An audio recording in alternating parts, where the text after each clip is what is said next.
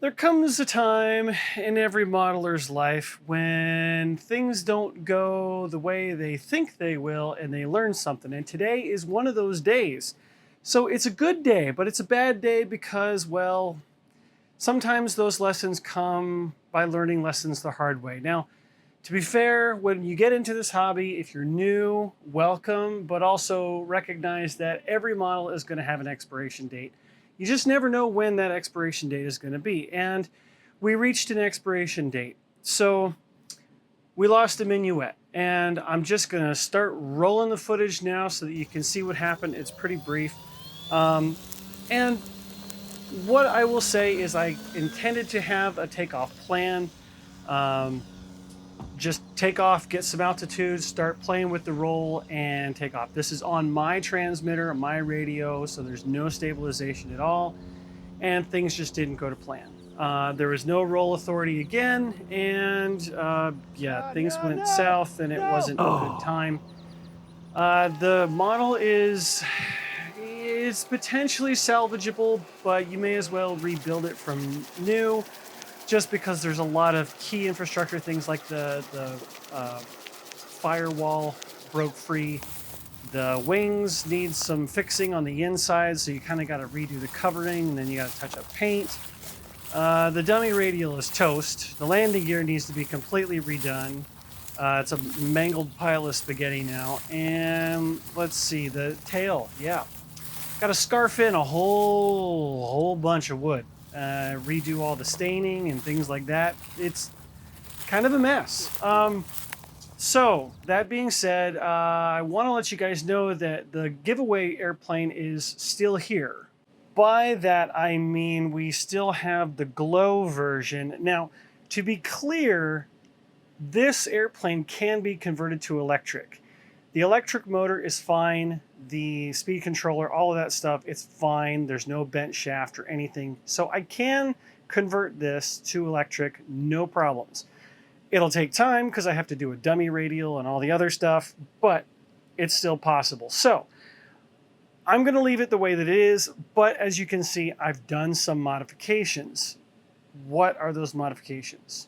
Now, after talking with Mark at Old School Model Works, we had a good conversation about what things could it be, but we don't know for sure because we don't have the data. It's a practical approach, right? We can only change what we learn is true.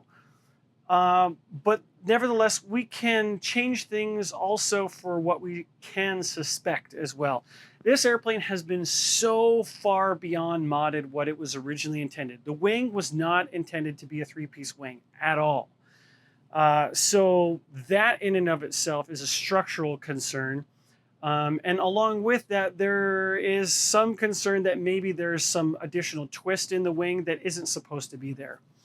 So what I've done for that is simply adding some functional flying wires. So these inner ones, these are just still the normal elastic, but the outer ones, the ones that go out here, yeah, these are functional. I'm using the quarter scale turnbuckles from Dubro so that it makes it easier to get the wings on and off.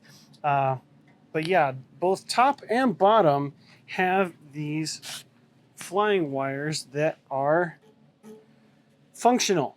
All right, it helps take some of the tension and prevent it from twisting because you've got everything tied together in triangles. Okay, triangles are important. So what else have I done? The big question that everybody keeps asking is, you know, what do you think about the radio? What's the radio doing? And the reality is that the radio is fine. The radio is absolutely fine. And we verified this through the flight experience of the crash. Okay, so this is, again, a good thing. We've learned that. Now, what we also learned is that I'm a moron.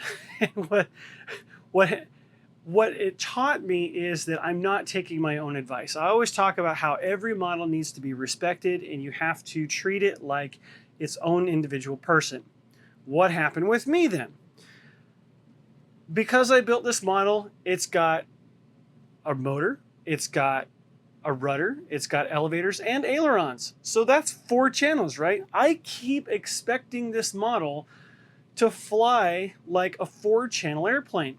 Go back and look at the original flight footage. I'm trying to force this airplane to do something it's just not going to do. It's not going to do a roll. It's not going to do a loop. It's not designed to do these things.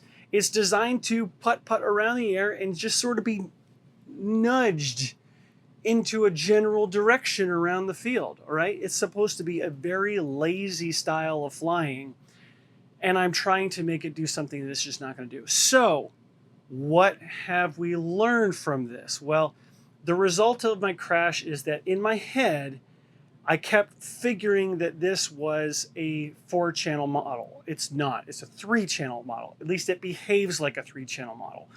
The ailerons are there to help, but not really do a whole lot else. Go back and look at my Top Flight Elder video. You guys know that I know how to fly a 3-channel airplane. This is not a problem for me. But in my head, the algorithm in my head of what my motor, my muscle memory is telling me to do is completely misprogrammed. So my stick inputs are completely wrong. That is what happened here, okay? I'm not afraid to say this was my fault, because it was. It was absolutely my fault, but I learned something from it. So let's try to share what I'm doing to help mitigate some of this for whoever wins this model. So the airplane is plugged in and we've got ailerons. Okay, so first thing I will note is that I've programmed in all the aileron that I can give. Like looking at this gap, there's not a whole lot more. Really what the limitation is the throw on the bottom. See there? I can go a little bit more, but not a lot. Otherwise, I'm going to get into mechanical binding. So I played it safe, and the ailerons are as far as they can safely go. Okay? Now, in addition to that, I've got my elevator. I increased my elevator throw a little tiny bit. We're talking like a 1/16 of an inch up and a 1/16 of an inch down for a little bit more elevator authority, because I just didn't feel like I quite had enough on that last flight. So given that this is going to be roughly about the same level of nose heavy, wanted to give this a bit more elevator authority for that. That makes sense, right? The other thing that I've done here is I have done a mix. So I'm going to back up here so that you can see everything. So my little stick here, left, right. See that? I've got an aileron and rudder mix, because Mark said originally, and I neglected to really pay strong attention to this, that the airplane needs more rudder than it needs aileron in order for it to move. Well, now I know that. So that's what I've done, is I'm using both. So this is more or less programmed like a 3-channel model, but you've got ailerons mixed into the 3-channel just to help with things, even though they really don't do much at all. So there you go. Now, that being said, this airplane is intended to fly slow. And if you look at how I was flying it a little bit fast. It was above half throttle. Maybe additional speed was a player here, but I definitely think that how I had positioned it nose heavy was definitely part of it as well. But nose heavy airplanes fly poorly, tail heavy airplanes fly once. And that was definitely a fly poorly situation. So what I have for tail weight, so I mentioned this previously where these models are balanced well, but the Glow engine has a little bit more nose weight, kind of expected, right? So I have a little bit of tail weight back here to offset that, okay? This seems excessive, but it's not. The airplane is empty, completely empty of fuel. Once there is fuel up here, there will be 6 additional ounces up here to right it. So if you find that this is still too nose heavy that you want, you can take a razor blade and go in here and cut one of these weights away. If it's still bad, you can cut another one away. You can tune it to however you want to fly it. That's the intent here. So I really do think that I've gone through here and set up everything as much as I possibly can think of for success for the next person. I will not fly this model. Why? The primary reason is that I'm not willing to do the electric conversion on a whim. I'm leaving for Muncie in 2 days, 3 days, 2.5 days at this point. And yeah, it's just not enough time. Not enough time. And number two, I don't have this engine broken in. All glow engines need to be broken in. And this is a brand new engine, never seen fuel before. And I just don't have the time to run probably should run 4 full tanks of fuel through this thing to really get things seated. You got to check the valve lash. A number of things need to happen before this engine is ready to fly that I just don't have the time to do. So that bearing in mind, it's going to ship as it is, and I will be in contact with the winner through Dubro in order to help support them as best I can. And hopefully it goes to someone who's a little bit more experienced. But that being said, this is a model that someone can grow into for sure.